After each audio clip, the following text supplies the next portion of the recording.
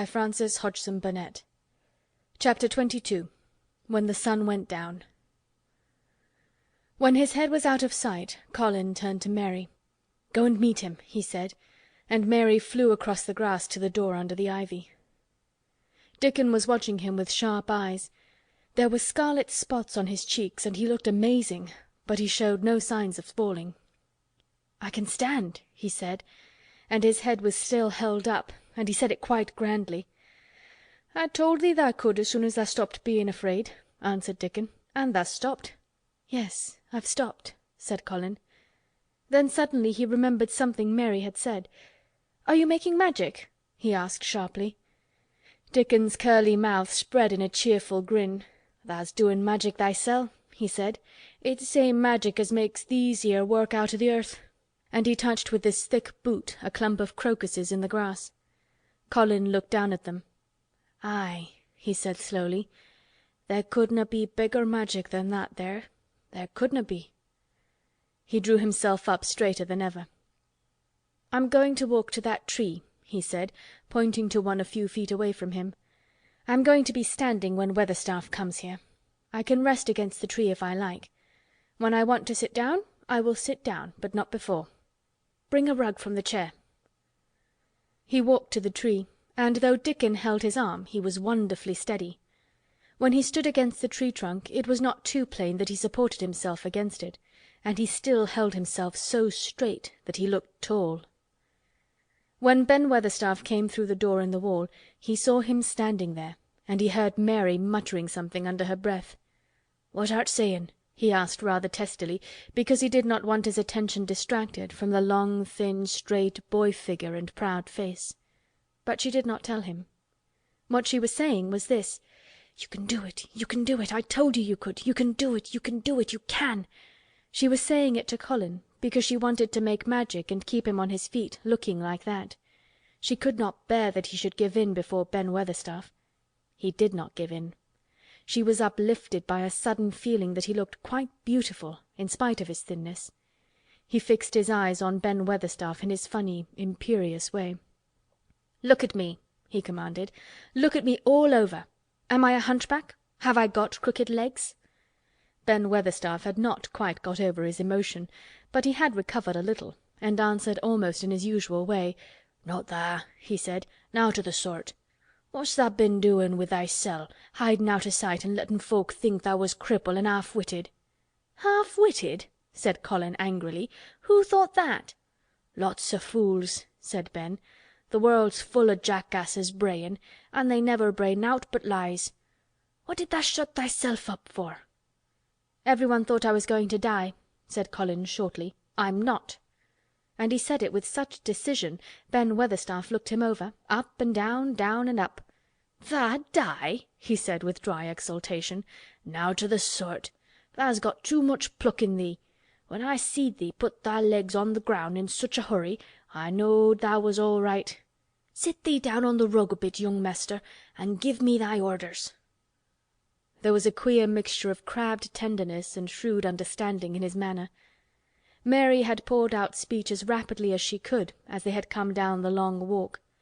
The chief thing to be remembered, she had told him, was that Colin was getting well. The garden was doing it. No one must let him remember about having humps and dying.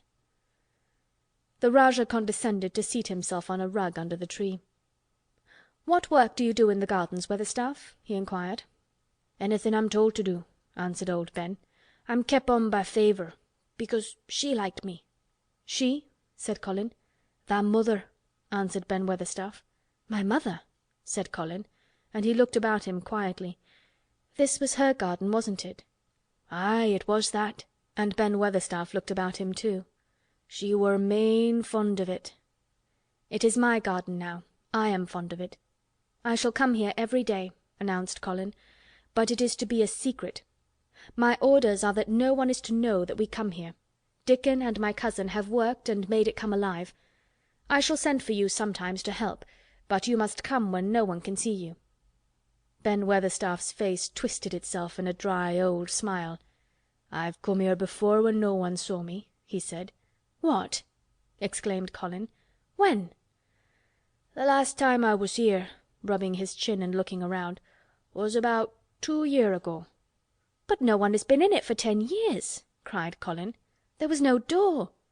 "I'm no one," said old Ben dryly, "and I didn't come through the door. I come over the wall. The rheumatics held me back the last 2 year." "That come and did a bit o' prunin'," cried Dickon. "I couldn't make out how it had been done." "She was so fond of it, she was," said Ben Weatherstaff slowly. "And she was such a pretty young thing. She says to me once, 'Ben,' says she, laughing, 'if ever I'm ill or if I go away, you must take care of my roses.' When she did go away, th' orders was no one was ever to come nigh. But I come," with grumpy obstinacy. "Over the wall I come, until the rheumatics stopped me, and I did a bit o' work once a year. She'd gave her order first." "It wouldn't have been as wick as it is if tha hadn't done it," said Dickon. "I did wonder." "I'm glad you did it, Weatherstaff," said Colin. "You'll know how to keep the secret." "Aye, I'll know, sir," answered Ben. "An' it'll be easier for a man wi' rheumatics to come in at the door." On the grass near the tree Mary had dropped her trowel. Colin stretched out his hand and took it up. An odd expression came into his face and he began to scratch at the earth. His thin hand was weak enough, but presently as they watched him, Mary with quite breathless interest, he drove the end of the trowel into the soil and turned some over. "You can do it, you can do it," said Mary to herself. "I tell you, you can." Dickon's round eyes were full of eager curiousness, but he said not a word. Ben Weatherstaff looked on with interested face. Colin persevered. After he had turned a few trowelfuls of soil, he spoke exultantly to Dickon in his best Yorkshire. "Tha said as tha'd have me walkin' about here same as other folk, an' tha said tha'd have me diggin'. I thowt that was just leein' to please me. This is only the first day an' I've walked, an' here I am diggin'." Ben Weatherstaff's mouth fell open again when he heard him, but he ended by chuckling. "Eh!" he said. "That sounds as if tha'd got wits enow. Tha'rt a Yorkshire lad for sure. An' tha'rt diggin' too. How'd tha like to plant a bit o' somethin'? I can get thee a rose in a pot." "Go and get it," said Colin, digging excitedly. "Quick! Quick!" It was done quickly enough indeed. Ben Weatherstaff went his way, forgetting rheumatics. Dickon took his spade and dug the hole deeper and wider than a new digger with thin white hands could make it. Mary slipped out to run and bring back a watering can.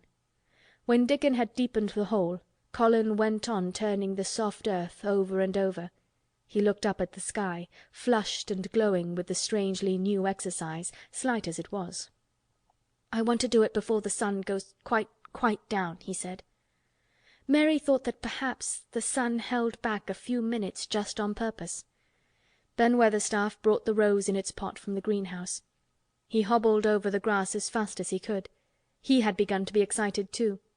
He knelt down by the hole and broke the pot from the mould. "Here, lad," he said, handing the plant to Colin. "Set it in the earth thysel, same as the king does when he goes to a new place." The thin white hands shook a little, and Colin's flush grew deeper as he set the rose in the mould and held it while old Ben made firm the earth. It was filled in and pressed down and made steady. Mary was leaning forward on her hands and knees. Soot had flown down and marched forward to see what was being done. Nut and Shell chattered about it from a cherry tree. "It's planted," said Colin at last, "and the sun is only slipping over the edge. Help me up, Dickon. I want to be standing when it goes. That's part of the magic."